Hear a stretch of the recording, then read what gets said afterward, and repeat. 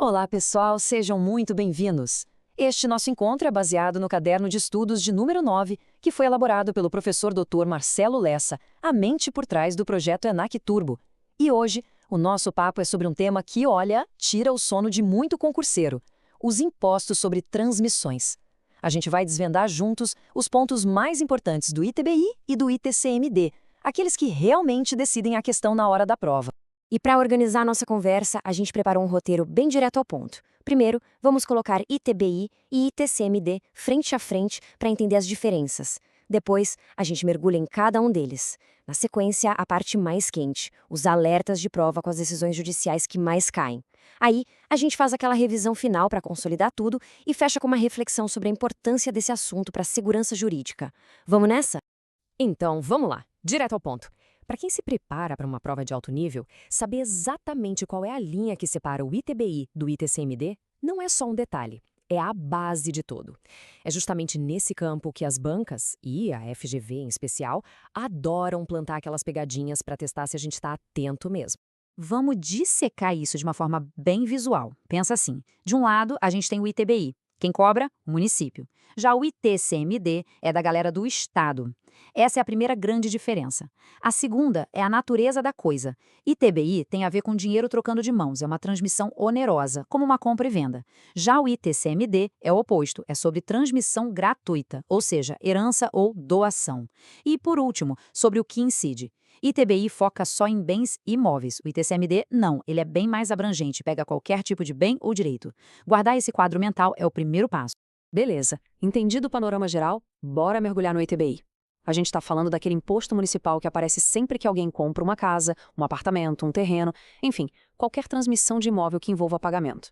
E aqui, pessoal, tá o pulo do gato, a informação que vale ouro na prova. Quando é que nasce a obrigação de pagar o ITBI? Muita gente erra aqui. Não é quando se assina o contrato, não é quando se paga o sinal. A obrigação só nasce, de fato, com o registro no cartório de registro de imóveis. Ou seja, aquela promessa de compra e venda, o famoso contrato de gaveta, não gera ITBI. A palavra-chave que tem que brilhar na mente é registro. Certo. E o imposto é calculado sobre que valor? A regra é o valor de mercado ou valor venal. Só que aqui tem uma decisão do STJ que mudou o jogo, o tema 1113. Ele basicamente disse o seguinte: o valor que vale, em princípio, é o valor que as partes declararam na transação. Esse valor tem presunção de que é verdadeiro. O município não pode simplesmente chegar e dizer: ah, não, o valor mínimo é o do carnê do IPTU. Isso foi uma vitória enorme para o contribuinte, porque impede avaliações arbitrárias. Agora, olho vivo aqui nessa regra de imunidade que está na Constituição. Se uma pessoa transfere um imóvel para dentro de uma empresa para formar o capital social dela, não paga ITBI. É um incentivo. Mas, como no direito tributário sempre tem um porém, né? Essa imunidade some se a atividade principal da empresa for justamente o ramo imobiliário, tipo comprar, vender ou alugar imóveis. É uma norma clássica para evitar planejamento tributário abusivo, um ponto que o professor Lessa sempre bate na tecla. Ok, fechamos o ITBI. Agora, vamos virar a chave e ir para a esfera estadual. Como é que funciona a transmissão de patrimônio quando não tem compra e venda? Aí entra o ITCMD, o Imposto sobre a Transmissão Causa-Mortes e Doação. É a outra face da moeda. A competência para cobrar o ITCMD é um pouquinho mais cheia de detalhes e, por isso mesmo, um prato cheio para questões de prova. A gente tem que ter um mapa mental bem claro. Se o bem é imóvel, é fácil. O imposto vai para o estado onde o imóvel está. Ponto. Agora, se forem bens móveis, tipo dinheiro, carro ou ações, aí depende. Na herança, o imposto é devido no estado onde o inventário está sendo processado. Já na doação, a regra de ouro é o domicílio de quem está doando, do doador. Essas 3 regrinhas precisam estar afiadas. E qual o tamanho da mordida do leão estadual? Bom, o Senado Federal colocou um teto, um limite máximo, 8%. Nenhum estado pode passar disso. E tem um detalhe super importante que o STF já validou e que a reforma tributária tornou obrigatório: a progressividade.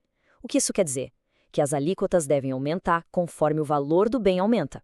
Quanto mais valiosa a herança ou a doação, maior o percentual do imposto até aquele teto de 8%. Faz sentido, né? É o princípio da capacidade contributiva em ação. Certo. Agora a gente entra na parte, digamos, mais crucial do nosso estudo. a jurisprudência. É aqui que a gente vê como os tribunais pacificaram as grandes brigas sobre esses impostos. É o tipo de conhecimento que separa quem passa de quem fica pelo caminho. Primeira pergunta clássica de prova, daquelas que caem sempre. Uma pessoa fez uma promessa de compra e venda de um imóvel. A prefeitura já pode cobrar o ITBI nesse momento? A resposta? Um gigantesco e sonoro não. Como a gente já viu, a posição do STF e do STJ é super clara. A lógica é simples. No Brasil, só é dono quem registra. Se não houve o registro no cartório, a propriedade não foi transferida. E se não transferiu, não tem fato gerador de imposto para pagar. A palavra mágica, mais uma vez, é registro. E aqui vem outra armadilha muito comum. Na hora de calcular o ITBI, a prefeitura pode simplesmente ignorar o valor da negociação e usar o valor venal do IPTU como piso. De novo, um sonoro não, baseado na tese do tema 1113 do STJ. E o que o Superior Tribunal de Justiça disse foi: olha, município, uma coisa é o valor do imóvel para fins de IPTU, outra, bem diferente, é o valor de uma negociação específica. A base de cálculo do ITBI e do IPTU são independentes. Prevalece o valor da transação. O fisco pode até discordar, mas aí ele vai ter que abrir um processo e provar que o valor declarado é falso. Agora, uma questão sobre a lei no tempo, que adora confundir a cabeça da gente. Imagina a seguinte situação. Uma pessoa faleceu lá em 2010, quando a alíquota do ITCMD era, digamos, 4%. Mas a família só abriu o inventário agora, em 2024, e a alíquota já subiu para 8%. E aí? Qual alíquota vai ser usada? A antiga ou a nova? A súmula 11 do STF mata a charada. A resposta está num princípio do direito das sucessões chamado droit de seisinne. Nome chique, né? Mas a ideia é simples. A herança se transmite no exato momento da morte.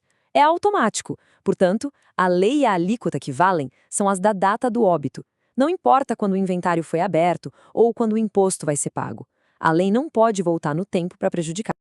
Ufa, bastante informação eu sei, mas agora é a hora da verdade. Vamos amarrar tudo isso, transformar essa informação em conhecimento sólido, aquele que fica na memória e que a gente saca na hora H da prova. Olha só essa tabela. É para imprimir e colar na parede do quarto de estudos. Vamos repassar juntos, contrastando ponto a ponto? Competência. ITBI é município, ITCMD é estado. Fato gerador. ITBI é transmissão onerosa de imóveis. ITCMD é transmissão gratuita de qualquer bem. Momento-chave. No ITBI é o registro, no ITCMD é a morte ou a doação. Base de cálculo. No ITBI é o valor de mercado. E lembra do tema 1113? No ITCMD é o valor venal dos bens. Ter essa tabela clara na cabeça é meio caminho andado. E agora o fichamento premium, os pontos-chave do professor Lessa para levar para o dia da prova. Vamos lá, modo turbo ativado. Primeiro, ITBI, tema 1113, valor da transação, manda no jogo. Segundo, fato gerador do ITBI, é só o registro, esquece a promessa. Terceiro, ITCMD, súmula 112, a alíquota que vale é da data do óbito. Quarto, progressividade no ITCMD é obrigatória. E por fim, um alerta especial. Tributação de herança ou doação de bens no exterior depende de lei complementar, mas fiquem de olho na regra de transição que a emenda 132 trouxe. Beleza, pessoal? Depois de toda essa parte técnica, vamos dar um passo atrás e pensar um pouco no porquê de tudo isso ser tão importante. Não é só para passar na prova, mas para entender a responsabilidade que vem com a função. Como o professor Lessa sempre gosta de frisar, o titular de cartório não é só um burocrata, um fiscalizador. Ele é, na verdade, um garantidor da segurança jurídica e da justiça fiscal. É quem está na ponta, assegurando que a compra de um imóvel ou a partilha de uma herança, momentos tão importantes na vida das pessoas, aconteçam da forma correta, protegendo a dignidade das famílias e fazendo com que o tributo, que é o preço que a gente paga por viver em civilização, seja cobrado de forma justa. E com essa reflexão, eu queria deixar uma pergunta no ar, para a gente não parar por aqui. Qual outro tema cabeludo do direito tributário ou do direito registral seria interessante a gente dissecar num próximo encontro? Deixem as sugestões aí nos comentários. E lembrando que esta análise foi toda produzida com base no conteúdo do projeto ENAC Turbo, sob autoria e orientação do professor Dr. Marcelo Lessa. Se esse conteúdo ajudou de alguma forma, não esquece de se inscrever no canal e ativar o sininho das notificações. Assim, o YouTube avisa na hora que o próximo resumo for liberado. Muito obrigada pela companhia e até a próxima!